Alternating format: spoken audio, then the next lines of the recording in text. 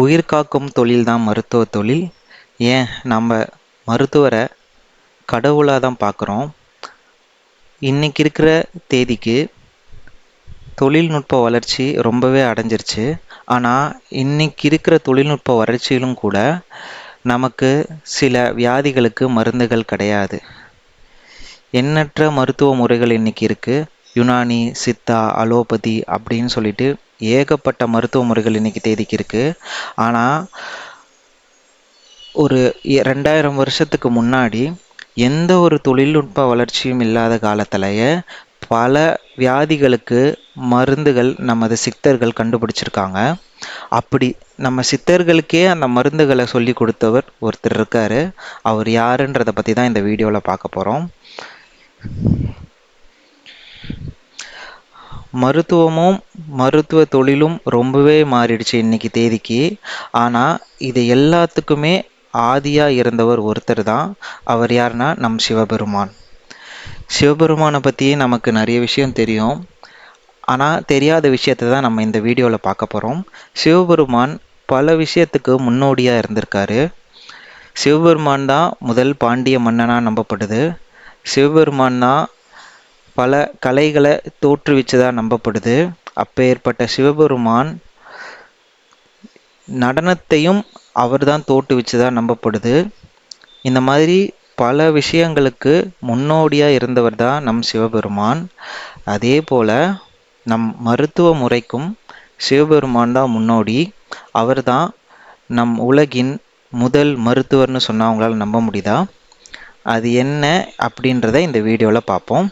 சிவபெருமானுக்கு இந்த பாரத நாடு முழுவதும் ஏகப்பட்ட கோவில்கள் இருக்குது. அப்படி ஒரு கோயிலில் தான் அவர் முதல் மருத்துவராக இருந்ததற்கான புராண கதை ஒன்று சொல்லப்படுது.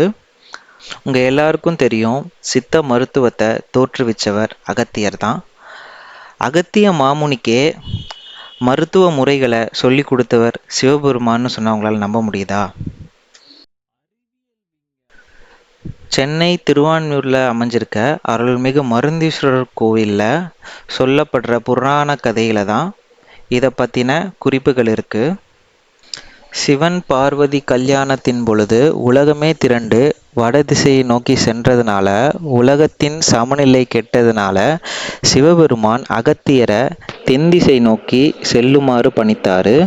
அவருடைய கட்டளையை ஏற்று அகத்திய மாமுனி தென்திசை நோக்கி சென்று கொண்டிருக்கும் பொழுது அவருக்கு தீராத வயிற்று வலி ஏற்பட்டதாலும் சிவன் பார்வதி கல்யாணத்தை அவரால் பார்க்க முடியன்ற சோகம் ஏற்பட்டதாலும் அவர் திருவான்மியூர் எனும் கஷேத்திரத்தில் சிவபெருமானை வழிபட்டு நின்றார். அப்பொழுது சிவபெருமான் அவர் முன் தோன்றி அவருடைய வயிற்று வலியை குணப்படுத்தி அவருக்கு திருமண காட்சி கொடுத்தார். அது மட்டும் இல்லாமல் அகத்தியருக்கு எண்ணற்ற மருத்துவ முறைகளை போதிச்சதாக இந்த தல புராணம் சொல்லுது. அகத்திய மாமுனிதான் சித்த மருத்துவத்தை தோற்றுவிச்சவர். அப்பேற்பட்ட அகத்திய மாமுனிக்கே மருத்துவ முறைகளை போதிச்சவர் தான் இந்த தலத்து இறைவன் அருள்மிகு மருந்தீஸ்வரர், அதாவது நம் சிவபெருமான். இப்படி அகத்தியருக்கே மருந்துகளை போதிச்சதுனால தான் உலகின் முதல் மருத்துவராக அறியப்படுறாரு நம் சிவபெருமான். இந்த கோயிலுக்கு இன்னொரு புராண கதையும் இருக்குது. ராமாயணத்தை எழுதின வால்மீகி முனிவர் இந்த கோயிலுக்கு வந்து தான் முக்தி அடைஞ்சதாகவும் நம்பப்படுது. இவர் இந்த கஷேத்திரத்தில் முக்தி அடைஞ்சதுனால தான் இந்த ஊருக்கு திருவால்மீகியூர் என்ற பெயர் அமைஞ்சது. திருவால்மீகியூர் காலப்போக்கில் திருவான்மியூராக மருவி இன்னைக்கு நம்ம எல்லாருக்கும் அறிஞ்ச திருவான்மியூராக அறியப்படுது. இந்த கோயிலில் வால்மீகி ஒரு முறையும் அகத்தியர் ஒரு முறையும் சிவபெருமானை தரிசிச்சிருக்காங்க. இங்கே ஒரு தல விருட்சம் இருக்குது. அந்த தல விருட்சத்தின் பெயர் வன்னி மரம். அந்த வன்னி மரத்துக்கு அடியில் தான் சிவபெருமான் இருமுறை தோன்றி வால்மீகிக்கும் அகத்தியருக்கும் திருமண காட்சி கொடுத்துருக்காரு.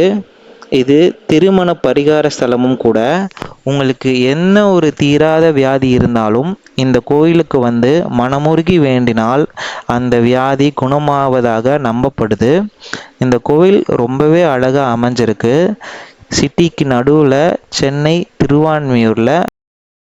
பஸ் ஸ்டாண்ட்ல இருந்து வெறும் 5 நிமிஷம் நடந்தால் போதும், இந்த கோயிலை நீங்கள் வந்துடலாம்.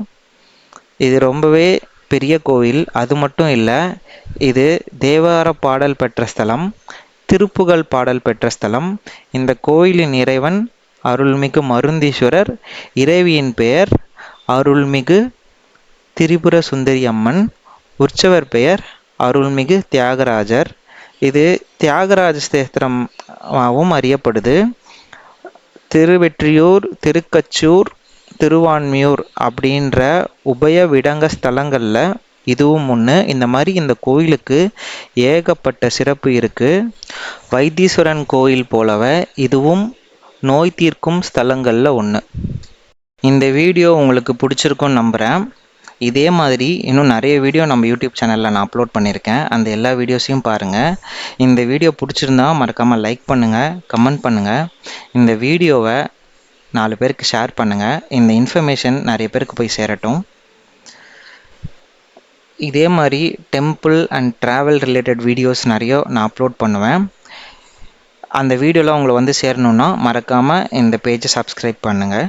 தேங்க்ஸ் ஃபார் வாட்சிங்.